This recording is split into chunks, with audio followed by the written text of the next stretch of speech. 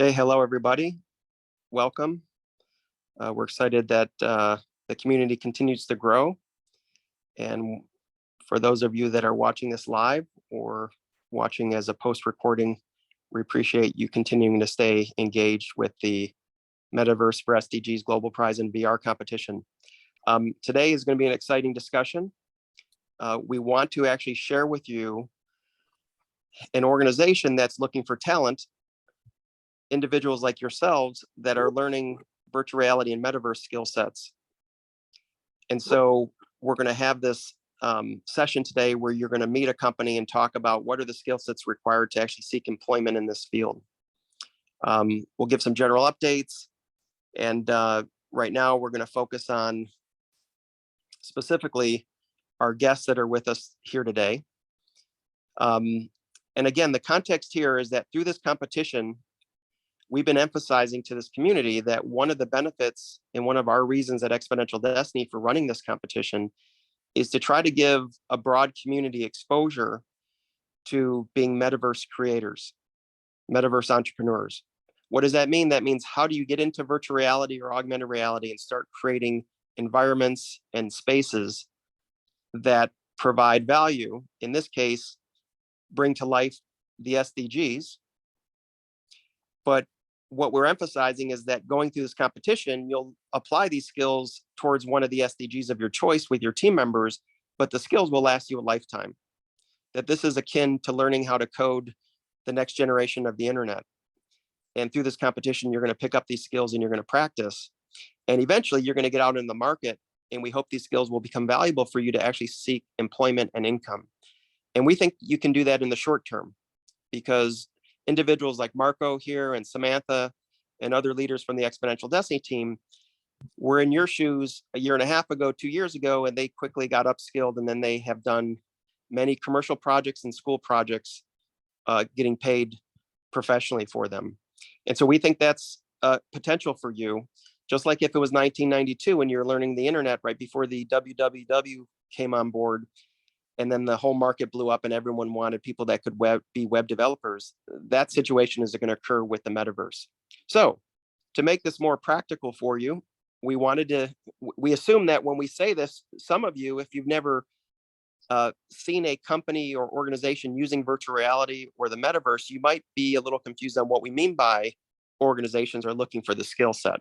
So we thought what better way to explain this than actually introduce you to an organization, a for-profit business that has a social impact mission that we admire a lot because of what they're doing in the world and the leadership they're providing. And most importantly, they're out there in their normal business identifying use cases in which virtual reality and metaverse is actually providing real value to their business. And then they seek resources, individuals that have the skill set that they hire and bring in, create teams. And those individuals get employed as part of their organization. So we wanted to walk through that use case so you had a good understanding of what that could look like. So for this, if you want to go to the next slide, just a real quick update in terms of who's here. We're up right now to 650 registrants. Remember, these are individual registrations. You need to form your teams and then you need to register as a team as well. But as you can see, we've got significant representation around the globe in a really great community, up near 650 registrants currently. We go to the next slide, we can jump into the discussion at hand. So for those of you that are choosing SDG number 2, Zero Hunger, the guests today are the sponsor of this SDG. BlendHub put in $30,000 into the pot for this global competition in virtual reality. And they specifically have an affinity with Zero Hunger. And you're going to learn why in a moment. And Henrik, who's been a friend for quite a while, I met Henrik through some business relationships that we had with some mutual individuals that we both knew. And BlendHub eventually became one of Exponential Destiny's first clients, dating back almost a year and a half ago. So they were an earlier adopter in virtual reality.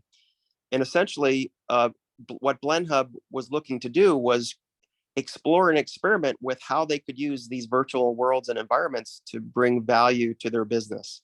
I'll let them describe what they ended up doing with virtual reality in the metaverse.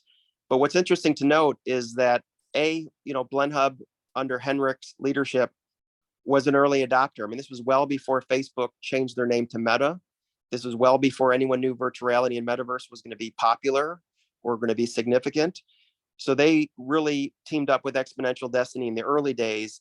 They had a business need. They thought virtual reality would be a good application to solve that business need. And then we went ahead and experimented and did an actual project for them. Now, again, the reason this is important is because if you go back, I think a year and a half ago, when we did this project with Blend Hub, the individuals from the team, Samantha specifically was on the team, who's on the call right now. Samantha was in college getting her art degree and probably had worked for only about 2 months to 3 months at that point in virtual reality creating environments. But what she was able to do on the project was add value to deliver that value to Blend Hub in creating their environment, helping them get self-sufficient to use this capability for their business. And that's really significant because it's hard to find today a digital skill set without a technical degree that you can learn in a matter of months and then start going out in the market and providing that as a service to businesses. And so it's a really powerful use case. And that's what we're hoping for many of you that are competing in this competition, that you'll also find opportunities as early adopters, learning the skill set, that as the market starts to ramp up and really have this need, businesses like Blend Hub's organization, government agencies, and others will want these metaverse and need these metaverse virtual reality environments.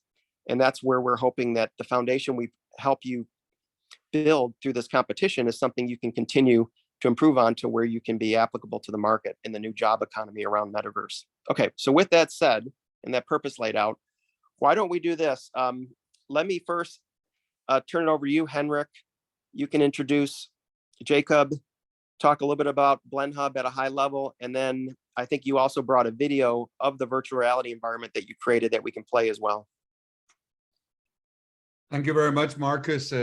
First of all, let's say for us to work with Samantha, with Marco, and with yourself, year and a half back, and actually explore the real potential of the metaverse and virtual reality was an incredible learning process for us. Because when you are doing disruptive things, and we just talked about Blend Hub is into the food value chain. Everyone on this call from around the world probably understand very well what, of course, are our food challenges in terms of availability of food, and especially availability of the right food.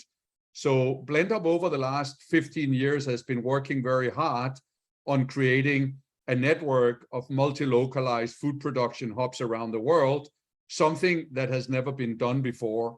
And what you actually see on the screen here is a result of an incredible, let's say, collaboration with Sam, as you just mentioned yourself, where we actually uploaded our entire value proposition.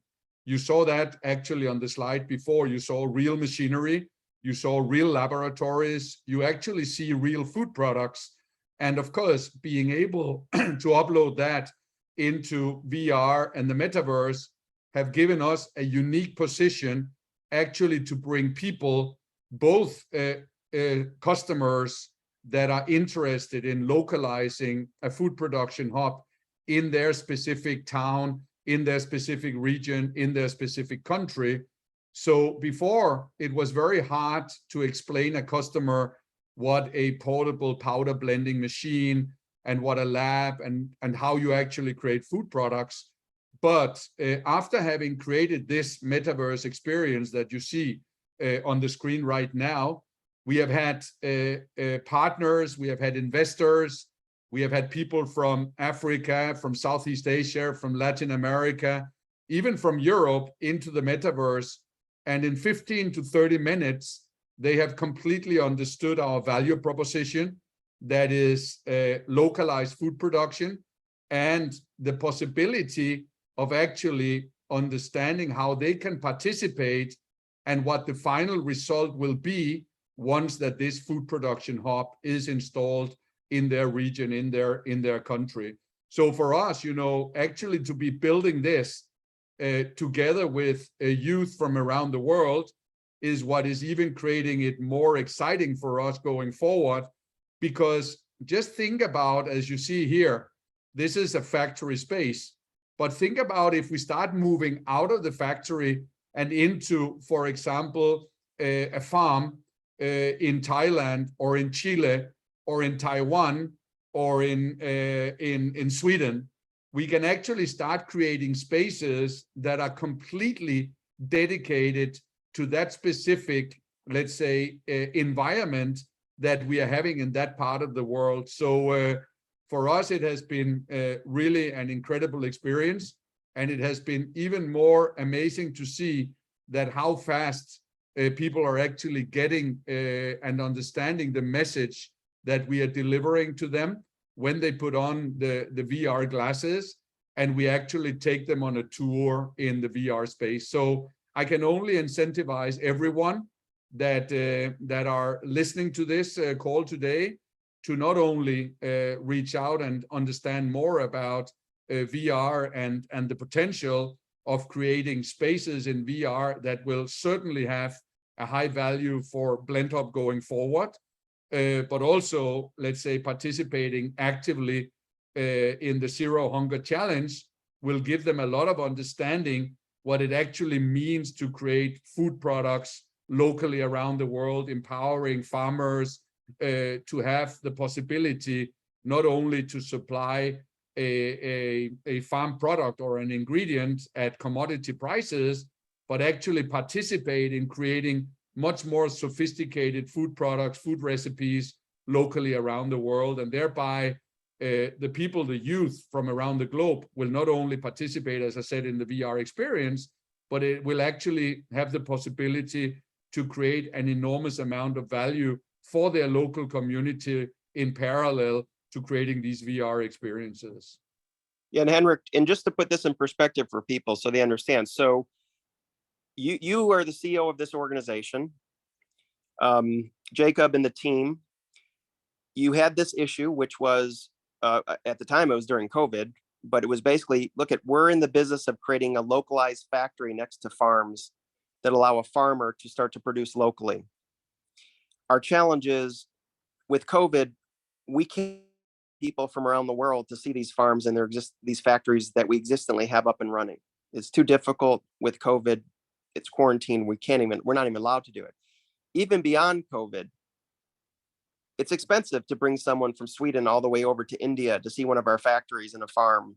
It's beneficial, but it's quite involved. And if we have an investor who wants to invest or a customer or client that wants to go down this route, it's a big hurdle to try to arrange logistics, calendars, and everything to bring them to our factory pilots and prototypes. That's kind of how you presented your whole challenge to us originally at Exponential Destiny. And when I asked, well, what do you do today? You said, well, we have a PowerPoint presentation and we get on Zoom and we show it to some investors. It's quite, even though the technology is pretty extraordinary, it doesn't bring it to life. It comes out pretty underwhelming to an investor. We really have to take them there. So that was like the aha moment. We're like, well, that's why we're talking, right? Could we potentially create this in virtual reality? So that was the basis for the project. And you needed someone out in the market who understood what VR was, who could get into these environments and create things. The environment we created that in was actually spatial, although there's many platforms, but that platform was spatial. And so at the time, Samantha, myself, and a few others were probably one of the few people at that point. We were probably some of the few people on the planet that actually knew how to do that within spatial. You had people like Michael Potts who could create some amazing graphics and imagery as well, and he was extraordinary. So we kind of met because you had the demand and we had the skill sets, and that's what we're emphasizing to this community is that's going to repeat itself 1,000 times right now. And if you go out there, you'll start to see there's other companies just like yours. I imagine you are starting to see in your community others. I mean, I've been to a few conferences with you where you're the only ones in the whole auditorium, these food summits where you're doing virtual reality demos. I know last year we did one in Bilbao, Spain, and then you were the only ones there and everyone was all interested. And then this year we went back and what happened? everybody had VR demos happening, right? So I bet you're starting to hear in your own market people saying, wow, that's incredible, Blend Hub. How do we do that? I mean, just showing that there's real market demand for people looking for the skill set. Absolutely. And actually the way that you presented it is exactly right, because of course, as a tool of communication, it is simply just so much more involved and so much more creates an emotional connection with the people that we bring in. So I think that first fair in Bilbao the last year, that was, I think we maybe managed to get 70 to 100 people in. I think this year we might have gotten 150 to 200 people in. And of course, once they've gotten into the space, it's almost like you've taken them for a visit. Just imagine arranging for 200 people to visit your factory. That would be a logistical nightmare to organize. Another way that we've also been organizing these events are because we can be in the spaces virtually and share the spaces virtually, and that's how you guys and we work together, because we're a world apart from each other. And in the same way, we've actually been sending out some headsets. Instead of buying somebody a plane ticket, we send out a set of headsets and tell them, hey, come visit us in our factory space, and we'll join you there. And we'll do a presentation in the space itself. So I think it's been a fantastic tool, and of course one that really is catching the attention of a lot of other people, because the value of it is tremendous. And yeah, that's very helpful, by the way. Sorry, real quickly. I mean, that's real helpful, because I imagine people are wondering, but how did you get your clients or investors into virtual reality? Like, what did you do? And you basically just highlighted two ways to do it. One is you go to a food conference. In this case, it was in Bilbao. It was the Future of Food Technology Summit in Bilbao. Thousands of people attended, and you guys were one of the main spaces in that auditorium. And that's one way you just invited. What did you do? Did you tell investors that you're going to be at this summit? You knew investors and clients would be there. So because that was one way you do it. And then I want you to talk about the other option, which was you literally sent a headset. You mailed someone a physical Oculus headset, all prepped and ready to go. Could you talk a little bit about the two ways in which you actually got people into virtual reality, your stakeholders? Yeah, like you mentioned, the first one, and actually we've done two conferences together, because we were also up in Geneva together as well, where we were bringing people in. And of course, the first way is come visit us in our booth, and we said our booth was relatively big, but bringing in a factory that can blend 6,000 metric tons of food powder a year is a challenge. So we brought in the headsets and said, hey, come visit us in the space, in our factory space that is virtual inside of the food fair, right? So that's how we were sharing invitations, and people were coming through. And of course, there's always a lot of curiosity as well, but there was tremendous interest in terms of that. And as you mentioned, the other one is we organize a call, just like we're organizing a call here, and we've scheduled this call, but we schedule a call for in a couple of weeks, just enough time that we can get a headset for you set shipped, or maybe you already have a headset and we were shipping to investors or different partners or customers a headset to their location. And even in those cases, actually, when we wanted to do a little bit of an extra step, we're working with some of your team as well. I remember we worked on a project to bring a Sweden landscape, and we actually scanned a landscape into one of the spaces so that the people could actually imagine what it would look like in their own warehouse and in their own neighborhood. So it takes the experience to a whole nother level, and we can actually do a little bit of a preparation, just like you would maybe put somebody's logo in a presentation. We put your local space into the virtual reality space, so you can feel like it's already there. Yeah, I remember and speaking of the space itself, as you just showed in the video, there was, of course, the tour of the actual factory equipment, which you loaded off of some CAD diagrams. Yeah. Right? You imported some CAD diagrams of your physical equipment, brought that into VR. So those were true to scale, right? Yeah, absolutely. You also go ahead, sorry.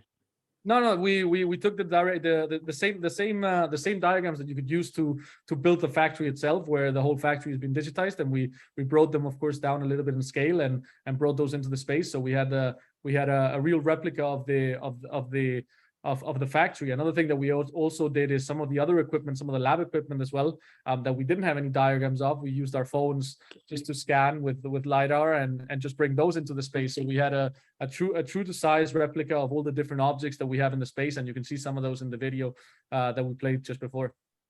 And then Jacob, do you want to talk a little bit about, or Henrik, about the other adjacent space in virtual reality you created to talk about your corporate mission?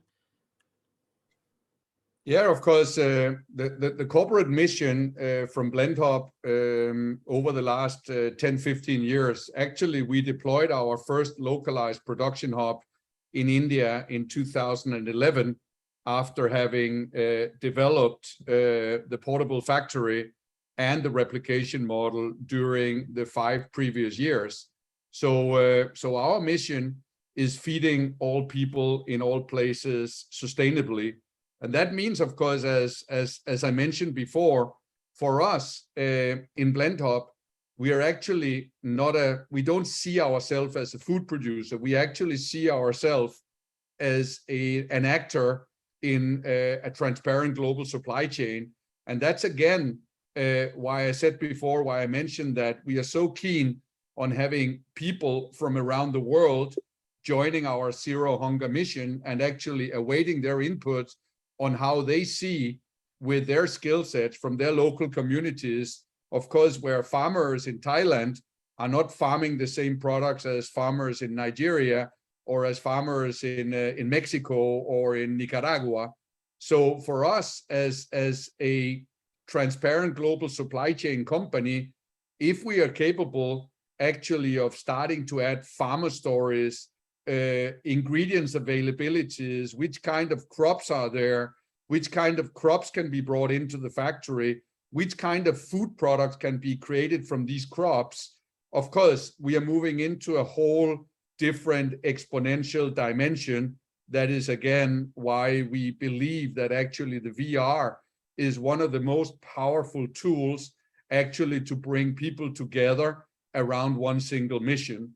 So for us, feeding all people in all places sustainably, we believe that through these initiatives, we are actually capable to connect to a lot of young people around the world who will have a full understanding of this mission and actually want to participate and create job skills around the world that can connect to our platform model.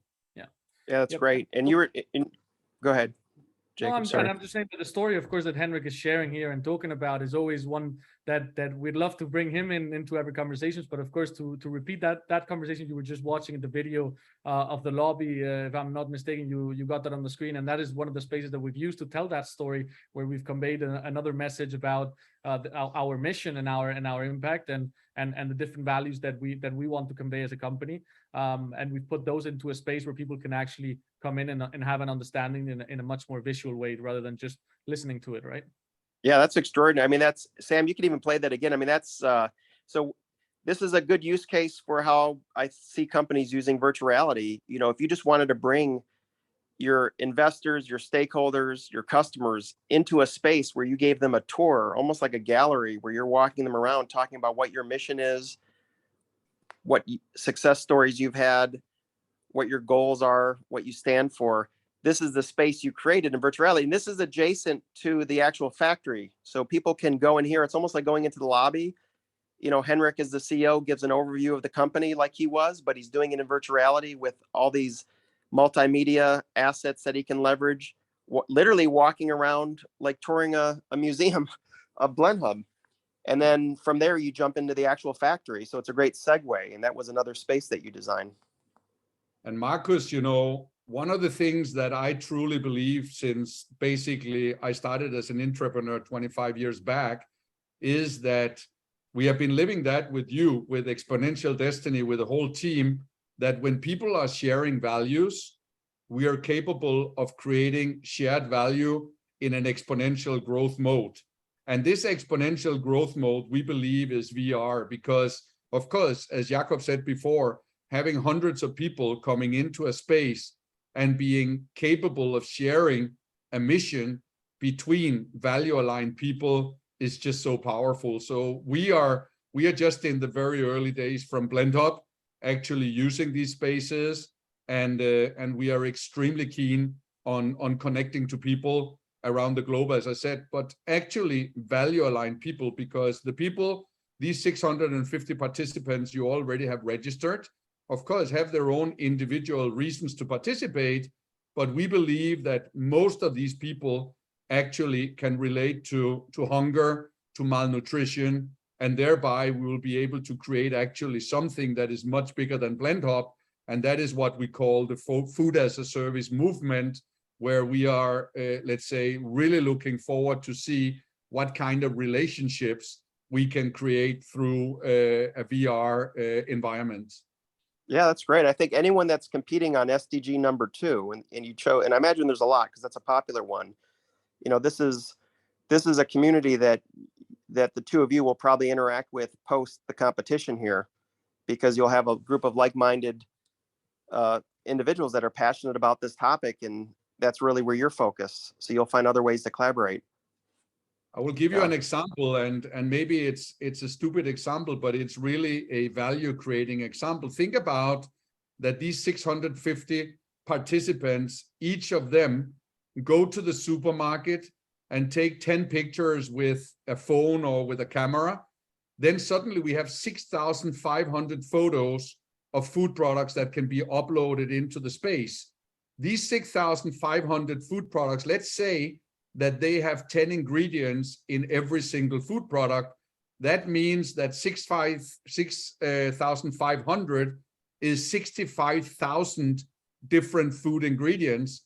So think about the scalability post-competition, that actually we'll be able to start creating nutritional food products together with all these 650 participants. And of course, the shared value means that we are capable of sharing remuneration, and eventually, of course, scale the BlendHub network into all these different countries around the world, and actually start producing these food products locally, and thereby creating an incredible value for people's families, for people's friends, farmers, and of course, create new entrepreneurship among this youth around the world. That is, of course, what you, both Exponential Destiny and ourselves, are after, because we believe that there is an incredible opportunity using VR to actually empower youth to create new companies all around the globe with the same capabilities as we have been maybe only capable of having in the Western world, in Europe, in the US, maybe over the last 50, 100 years. But now that can be created anywhere in the world. So we are very, very excited, and we believe that the outcome can be a lot of new companies that are perfectly sustainable, feeding all people in all places.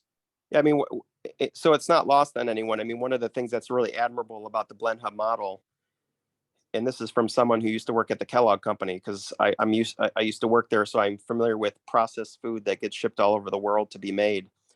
The BlendHub model is basically saying, rather than shipping this all the way across the world to be processed, a lot of nutritional value comes out of it. And the farmer then therefore only becomes the grower. That's their only role in the equation.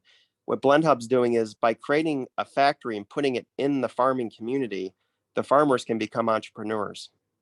The farmers can actually get more value versus just growing the product. They can actually produce the product in a more nutritional way.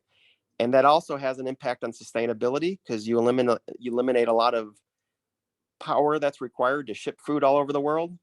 And two, it creates a lot of it satisfies a lot of the safety issues dealing with the food supply chains. The more you ship it across the world, the more safety problems you start to have, more waste you have. So I mean, it's just a really admirable model, Henrik. You know, I'm a big fan and advocate of what you're doing, you and the team. So real quickly, the other thing that's interesting, and you guys can maybe speak to this, is when you meet with stakeholders by sending them a headset, sure, it's not meant to replace personal interaction, but it's meant to supplement it in cases where it becomes unfeasible, or the speed to value gets disrupted because of the time it takes to get with someone in person. But the thing that's interesting is, particularly in the spatial software, the avatars are very realistic. Maybe talk a little bit about how, you know, Jacob, when you get into spatial and it scans a photo of you and creates your avatar. I've seen you in the platform. It looks like you. I've seen you in person, and I've seen you as an avatar. It actually looks like you, and it sounds exactly like you. So even though you're really not there in person, it's much more intimate and probably bonding with a client than you could get on a Zoom call, of course. Do you want to talk a little bit about that? It's an interesting psychology I've observed when you're in these spaces. Yeah, absolutely. I totally agree. I found it to be extremely powerful. The way that you create a human avatar that is moving around in the space, where almost sometimes, because you don't have a personal barrier, sometimes you come in and you crash into somebody, it almost feels like it's a little bit weird. Whoa, let me get out of your personal space, right? It's really an interaction that feels very close to, or emotionally feels very close to what human interaction is. And I think what speaks best to that is meeting all of you guys for the first time in Geneva, right? When we were there earlier last year, and earlier this year, sorry, and meeting again or meeting for the first time, but it almost being like we met again, right? Yeah. And so for all client interactions, whatever you might be using this for, I think it's tremendous. It's like you've already met. So I remember we met at a Thai restaurant, and it was like, hey, how are you doing again, right? It was Yeah, like, we felt like we had met before. Yeah, I mean, spatial platform has very realistic avatars. Some of the other platforms have very cartoonish looking avatars, and I don't get that sense of emotional connection when it's in one of the more cartoonish ones, but definitely when it's one of the more realistic platforms. By the way, the reason why the platforms decide to have realistic avatars versus non-realistic avatars is because you can have thousands of cartoonish avatars in the same space without your headset crashing. But if you're in spatial and you've got a very realistic avatar, you kind of cap out at like 20 or 30 or 40 of them for now. I mean, eventually you'll have an infinite number, I'm sure you can put in there. But the point is, there's a reason why they downgrade the quality of the avatar, because the higher the quality, the more memory it uses in the Oculus Quest, and eventually the thing crashes. So that's been, it's there's pros and cons. But I think with small groups like investors that you bring in, and you have, no more than 20 or 30 people in one of those spaces, yeah, everyone's walking around looking at each other as if they're looking at each other in real life. It's pretty true to form. But Marcus, another thing, and especially, for example, with Marco and Sam here, for me, actually to be close to people, I talked about sharing values. I talk about a lot people who share personal values and people who have the same causes. In the end, we need to meet. And of course, you cannot meet with 650 young people as you have in your competition right now. But my goal has always been to be able to meet as many as possible. And for example, the whole thing around creating an avatar, and for example, in the soon future, having a weekly meeting with a lot of the young boys and girls from around the globe, not only participating today, but also creating relationships, hopefully friendships and long-lasting relationships and friendship for the future, is of course based that people understand, feel each other. And what Jacob just said, for me, it has been an incredible experience actually starting to meet Sam and Marco and the rest of the Exponential Destiny team there. And I still remember that we had a couple of sessions in real time where we invited other people in as well. And, for people in my age, it's actually surprising how well and how intimate that you can actually become with people. So I think it's completely amazing. Yeah, I think unless someone tried on a VR headset lately with some of the latest software, they don't realize how realistic it can actually feel that you're talking with someone. So Samantha, you were this is one of your first projects you did at Exponential Destiny. And I think Samantha, that's kind of when the light bulb, I think, went off at the time, because I was working with you on this project. I think I at least realized, because I think we were out building the farm, Samantha. We were literally like putting corn and pigs and cows and making a farm. That's when I realized, like, Samantha's, like, her creative skill set, the fact that she's an art major, she was really good at getting these environments and just making them work, making them easy on the eyes, easy to understand. Sam, do you want to talk a little bit about, like, with that project, it was kind of your first exposure to really rolling up your sleeves and getting in VR? Yes, I guess it was the most eye-opening experience for me, because I was still a little skeptical about it in general, just because technology has never been my strong suit. So when we actually got into the project and started building, and there was even times where I found myself just in there by myself, wanting to just continue what we're talking about and bringing these ideas to life. That's when I kind of realized I think I can continue doing this as a career and enjoy it. So it was a really eye-opening experience, specifically for like the creative aspect of myself. And then Sam, I think you told me after that project, you're like, I feel like I really understand Blend Hub's business because you actually had to create an environment around their business versus like if you had to write a book report about it, right? It was, you want to talk about that in a minute? Because that's why I think we started to realize like just the fact that you create something in this environment, you learn it so much better. And I think that's when we started to realize if we took this into schools and you took a subject like math or science or healthy living on a budget, the fact that you have to create stories in here, the fact that you have to build stuff in virtuality is a great way to learn it, right? Yes, I definitely feel like I could explain Blend Hub's mission to somebody. I don't know all the details exactly, but I can definitely give them the rundown. But I think definitely just seeing all those images, all those slides, all those graphics, it like sticks in your brain, especially placing it virtually with my hands, making it large. I read them and I'm seeing them constantly. So every time I see, I'm like, it's just staying there. So it was really eye-opening also because when we started doing educational projects, that's kind of what we're like realizing was all that educational content in there is just always surrounding you. So you're kind of forced to see it and learn it without even knowing it. Yeah, and then it's I remember like we took all the CAD diagrams and I remember Pablo from Blend Hub was explained to us, this is the first unit because the food comes in here, then it gets processed here, and then it goes into this bucket, and then this bucket puts it into this machine.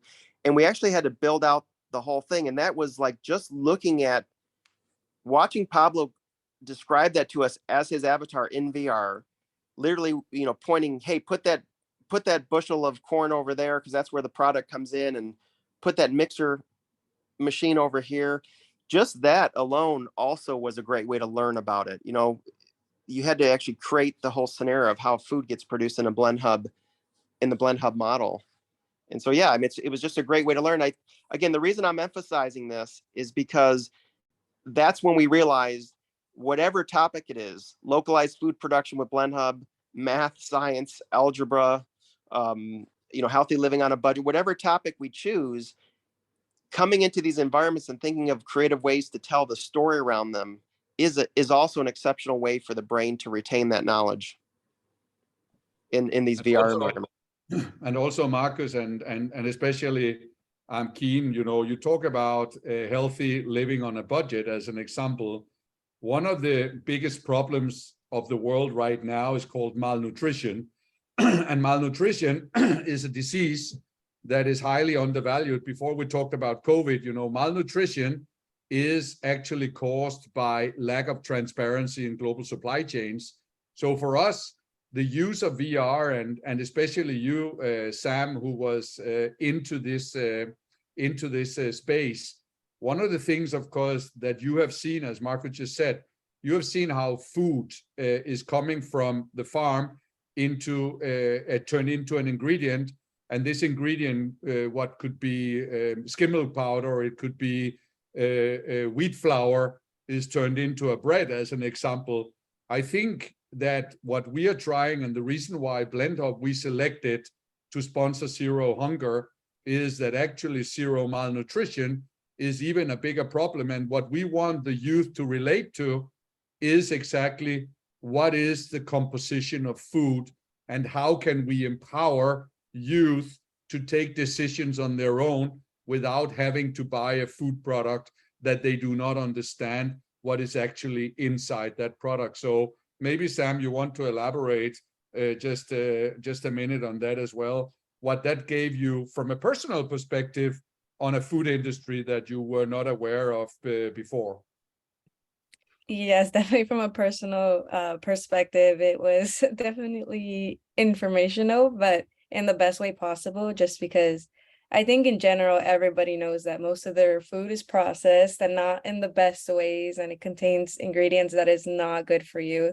And so just being able and exposed to the possibility of being able to see every single ingredient you have that you're eating, where it's coming from, how it's being processed, and even that whole, I remember you guys were talking about a model of tip the waiter, which tips the farmer kind of idea that was floating around. That to me is what really stuck, because I think it would be so amazing if you can tip your farmers. They're the ones growing these products for you, making sure they're more organic, more clean, more healthier. So yes, it was really eye-opening as well. That whole thing, the whole experience with Blend Hub was just, it really stuck to me. So that's why I love your guys' mission and continuing to work with you. Yeah, maybe what we'll do to wrap up is, can you describe from a resource perspective, Jacob or Henrik, what does your actual virtual reality department and capability look like? Like how many people are in it? What skills are you hiring for now, or did you already fully staff it? Again, if we're trying to expose people to the type of job market that's out there for this, can you get a little more practical in terms of like, how have you grown this department or this group over the last year since we've done this project? If I can just put the let's say the first note on what you are asking, maybe Jakob, he can fill then a little bit extra on. But remember one thing in the food industry, and I think this is very important. When we talk about a food product, we also talk about a price. So if someone goes to a supermarket in Vietnam or in Indonesia or in Chile, they are facing a price for a specific food product. That price is combining, of course, the raw materials, the labor, the transport, the custom tariff, and so many other things. And this is where the Blend Hub commitment comes into VR.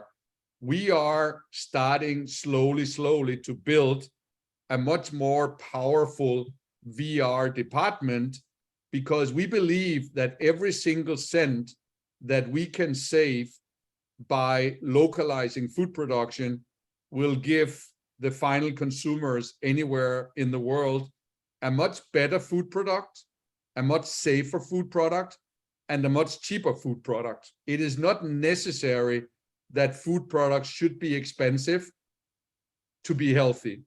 So we actually combine healthiness with affordability, and we relate that, of course, to the use of the VR and the Metaverse, actually to reduce costs, because every single trip that I do not have to take from Spain to Thailand is actually saving costs for the company, meaning that we can do food products in a more competitive manner. So we are starting to build the VR into everything we do. Right now, we have a edge team that are building that in. We are 7 people. We are working with a leader that is still Pablo, who is leading the VR experience on the infrastructure side. So we are 7 people, but we actually, when we deploy a food production hub locally, today we have India, we have 2 in India, we have 1 in Colombia, we have 1 in Thailand, we have another 1 in Mexico, and we are now expanding that network. We actually want to have an area inside every single hub who are working with a VR experience from a local perspective. So maybe, Jakob, you want to add a little bit to that?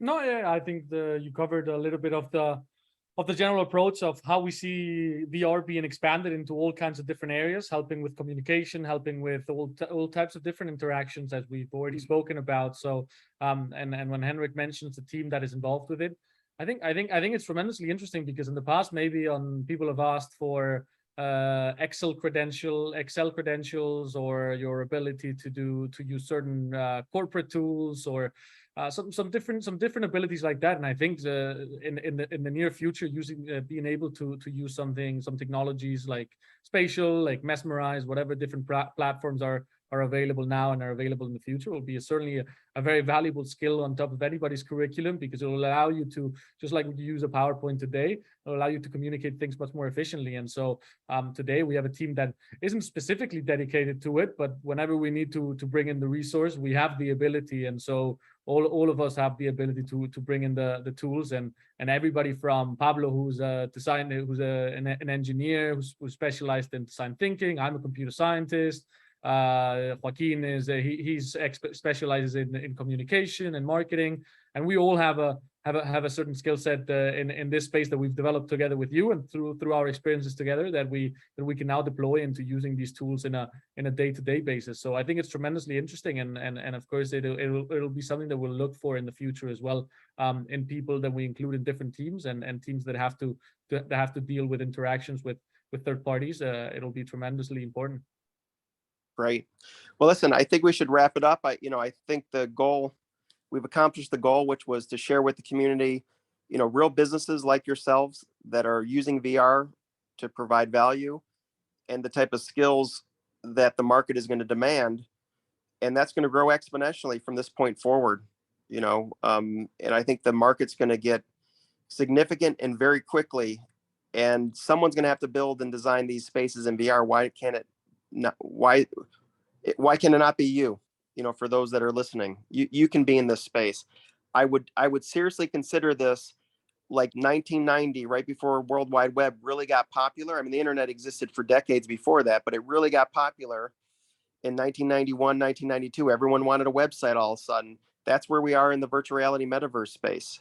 Virtual reality has been around for decades, but it's hit this inflection point. And it's not smart for a school to be teaching you web development 30 years after the internet. That's not when you wanted to learn that skill set. Let me rephrase that. It's smart to do. It's just not optimized to learn it then. You're competing with everybody. And so our goal with this competition, and the reason we're doing it this year, is to get people exposed to this is a skill set that's going to be in demand. We're going to teach you some of the basics. Hopefully through this competition, you'll learn more, be resourceful, learn more on your own.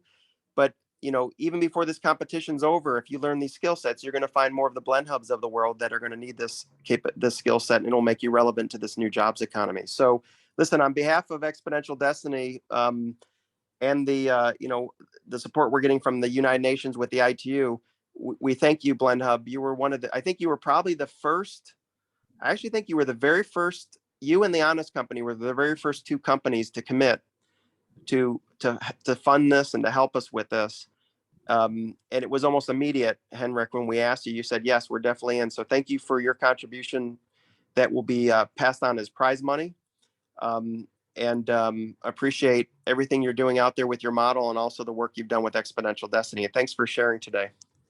We are so excited, and I can tell you, for us, to sponsor this prize, we are really looking forward to how the youth are looking at Zero Hunger through VR glasses. So I think that this might actually be much bigger, and there will be some fantastic relationships coming out of some of the teams and their inputs to this competition. So I cannot incentivize enough people to participate, because this is not for Blend Hub, this is for all of us. And I think VR can help us all to create a much better world for everyone. So thank you, Exponential Destiny. Thanks, Sam. Thanks, Marco. And thanks, Marcus.